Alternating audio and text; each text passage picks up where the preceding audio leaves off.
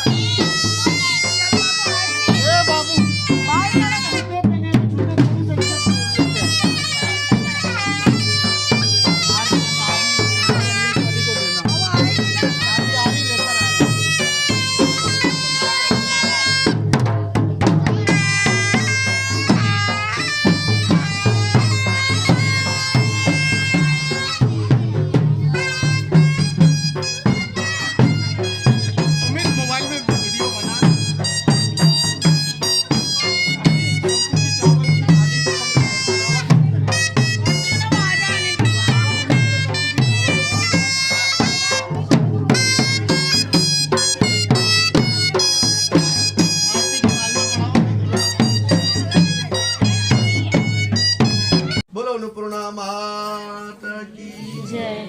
और उस माता ने जब उसको दर्शन दिया और भगवान शिव को उसको दर्शन दिए और उसको कहा कि अब तेरे को परेशानी की कोई जरूरत नहीं है और अब तेरे को जो तू चाहेगा तेरे को मिलेगा, क्योंकि तूने उपासना कर ली है।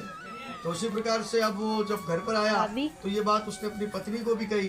जो पत्नी को कही तो अन्नपूर्णा की कृपा जब हुई तो उसने कहा कि जब तू घर पे आ जाएगा तो तेरे को घर जो है वो घर नहीं मिलेगा, वहाँ तेरा महल मिलेगा। तो अब जैसे उसने प्रवेश किया ना महाराज, वो घर जो उसका था महल बन गया। अब जब महल बन गया तो कुछ समय उसको व्यतीत होता रहा। जब व्यतीत हुआ अब उसको किसी ने कहा कि भाई तुम्हारे तो संतान होनी नहीं है, तुम दूसरा विवाह करो, उससे तुम्हारे यहाँ संतान हो जाएगी।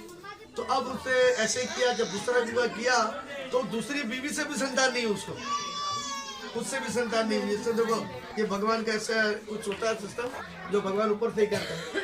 अब वो परेशान हो गया। लेकिन जो दूसरी स्त्री थी इसकी ये बड़ी खतरनाक थी। ये बड़ी अंदर जो है मेल रखती थी, जेलसी थी। होता क्या है, ये कुदरत का कानून है, ये कुदरत का तरह सिस्टम है। जिसको भगवान ने देना है तो वो देंगे और जिसको समय लगेगा उसको समय लगेगा। लेकिन भगवान के घर में देर अंधेर नहीं है, कभी ना कभी दया हो जाती, कृपा हो जाती। लेन में सभी खड़े हो, लेन में सभी खड़े हुई जाए, किसी का भी लग जाए और किसी की भी लॉटरी खुल जाए, भगवान उसका कल्याण कर दे। तो हम लोग सब लोग आए इन्हीं की प्रार्थना करने के लिए कि भगवान इनकी झोली को भर दे और एक बाल गोपाल का जन्म उनके यहाँ पर भी, ऐसे हम सबकी प्रार्थना। तो उसी प्रकार से अब उसके यहाँ तो संतान हुई नहीं। और फिर क्या हुआ कि उसके साथ तो उसका झगड़ा हो गया औरत के साथ। तो औरत ने क्या, इसको छोड़ के चले गई। अब छोड़ के चले गई तो माता रानी की कृपा हो गई इसके ऊपर। अब माता रानी की इसी दया हो गई अन्नपूर्णा देवी की कि उसकी स्त्री अपनी थी वो गर्भवती हो गई, भगवान की दया उस पर हो गई।